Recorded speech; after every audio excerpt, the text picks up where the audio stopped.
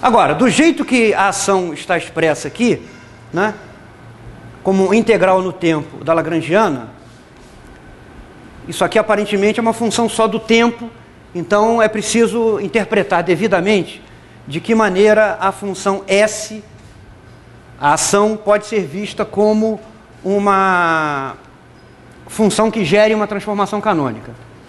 Isso vai ficar para as próximas aulas, quando nós discutirmos a chamada teoria de Hamilton-Jacobi. Mas, em essência, a teoria de Hamilton-Jacobi é uma teoria baseada na busca de uma transformação canônica que tenha a propriedade de anular a hamiltoniana transformada. E nós veremos que há uma certa equação diferencial parcial, conhecida como equação de Hamilton-Jacobi, tal que, se nós conseguirmos encontrar um certo tipo de solução especial para essa equação, nós atingimos o objetivo de fabricar uma transformação canônica que anula a hamiltoniana transformada. Isso significa que nós conseguimos resolver completamente as equações de movimento. Tá bom? Falando mais um pouquinho sobre transformações canônicas, como nós já sabemos quais são as variações dos Qs e Ps sob uma transformação canônica infinitesimal, então nós podemos generalizar um pouquinho esse resultado e obter qual é a variação sob uma transformação canônica infinitesimal de uma variável dinâmica arbitrária. Relembrando, uma variável dinâmica qualquer é uma função qualquer de QPT. Tá bom? Então, por definição, a definição natural, sob uma transformação canônica infinitesimal, a variação ΔU dessa variável dinâmica é definida como a diferença entre o valor de U nas variáveis deslocadas e o seu valor nas variáveis originais. Então, de Q mais ΔQ, P mais ΔP, o tempo não é mexido pela transformação. Então, essa, por definição, é a diferença. Até a primeira ordem, nesses ΔQs e ΔPs, isso aqui é a mesma coisa que U no ponto QPT mais soma das derivadas parciais dQi ΔQi mais dρ de U dρ de Pi ΔPi menos U QPT. Esse termo aqui cancela este. E, portanto, ΔU é igual a soma em I. Bom, eu apaguei, né? Se a transformação canônica é gerada por uma função G qualquer, nós tínhamos visto, se eu não me engano, que Fi era igual a dρ de G, dρ de Pi, e Gi era menos dρ de G, dρ de Qi. Então, substituindo ΔQs e ΔPs aqui por essas expressões, resulta que ΔU o ΔQi é εFi, não é isso? Então tem um epsilon que vai multiplicar todo mundo aqui, tá? E Fi é dado por essa derivada e o ΔP é εg. Então nós vamos ficar com derivada parcial de U em relação a QI, derivada parcial de G em relação a PI, menos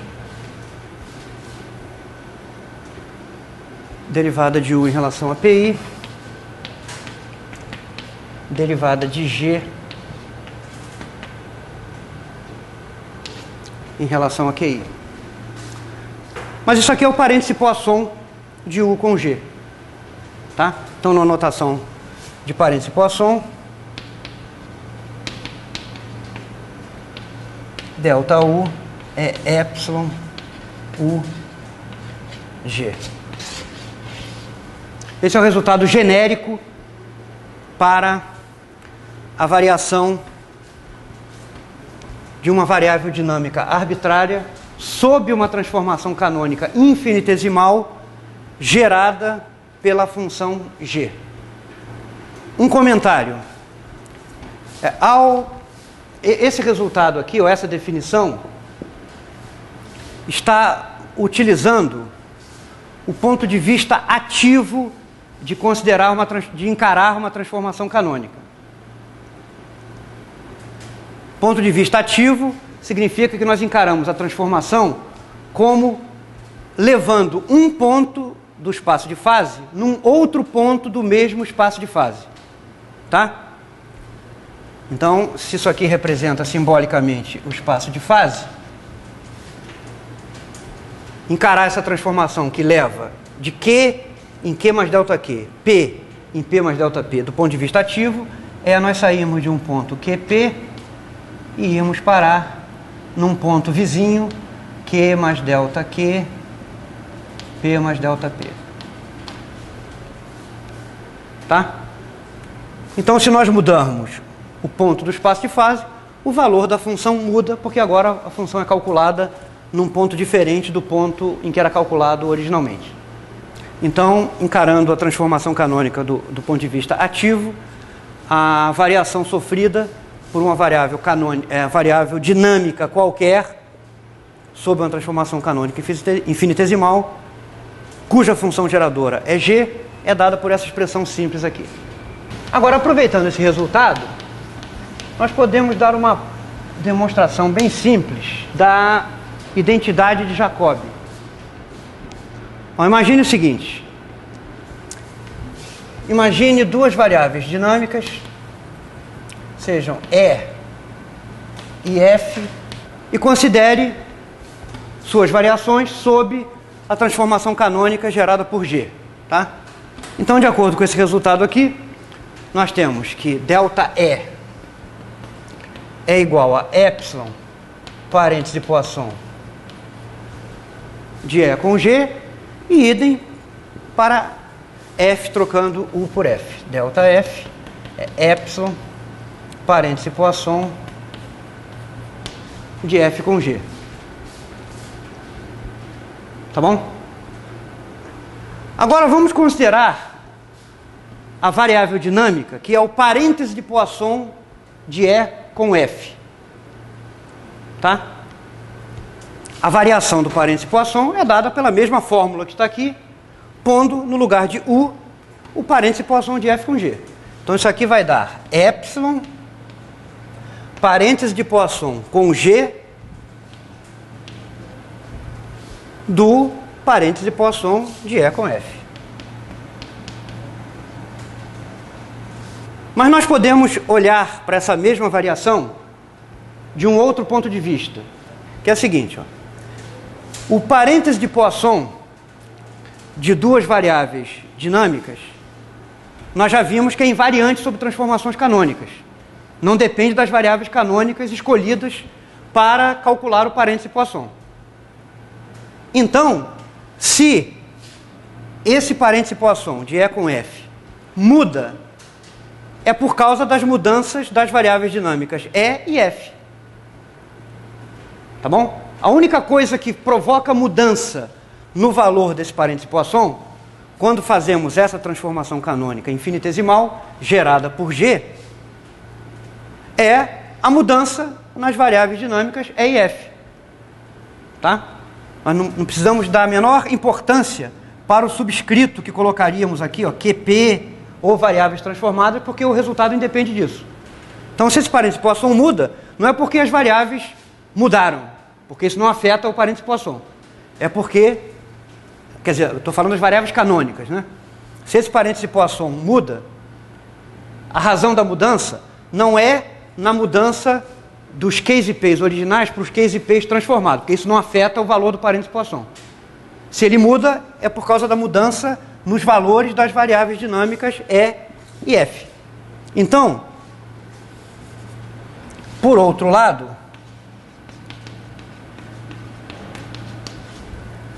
a variação do parêntese Poisson de E com F é igual a variação de E, parêntese Poisson com F, mais E, variação, parêntese Poisson de E com a variação de F.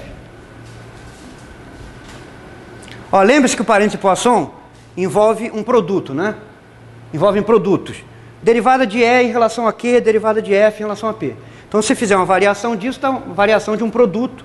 Então, essa fórmula aqui é imediata de se deduzir, né? Agora, vamos usar quem são os ΔE e ΔFs aqui. E igualar essas duas coisas. Epsilon, parêntese de Poisson de E com F, parêntese de Poisson com G, tem que ser igual a esta soma. Agora, vejam, ΔE é epsilon, parêntese de Poisson de E com G. Então, esse termo aqui vai ficar epsilon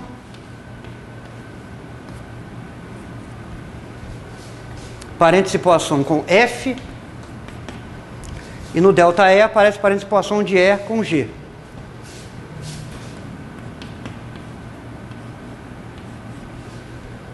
Mais epsilon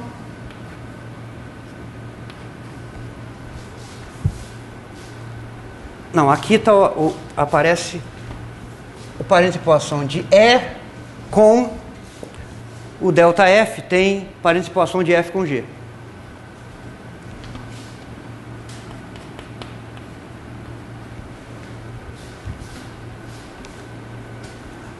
Cancelando o epsilon e usando propriedade de antissimetria do parêntese Poisson, vocês veem que isso aqui dá o seguinte, ó.